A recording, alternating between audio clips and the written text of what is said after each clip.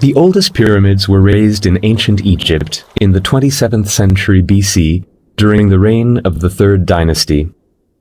The principal aim of these structures was to provide a proper resting place for the pharaohs, worshipped as sons of the sun god. The pyramids of Giza, the most famous of the pyramids, are located near Cairo, the present-day capital of Egypt, not far from the Nile Delta. The structures, built at the foot of the Giza Plateau on the Mokattam Formation, were rightly considered among the wonders of the ancient world. Some of the building material for the construction of these monumental structures was transported to the site by boat. Thus, a port was built on the Nile. It is believed that there were up to 100,000 laborers at a time working on their construction. A separate camp was built for the laborers. This, together with the other building complexes, formed an entire new city by the river. Through the designer's ingenuity and the immense work, 3 pyramid districts were built.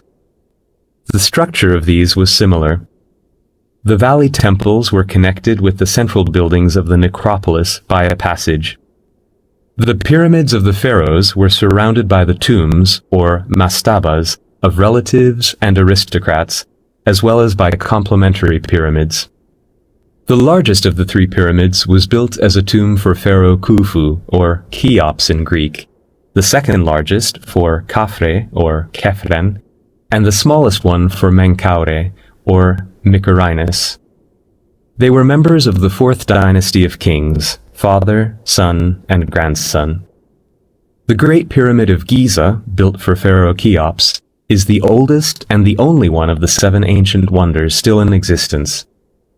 Besides the Great Wall of China, it is the largest known ancient structure.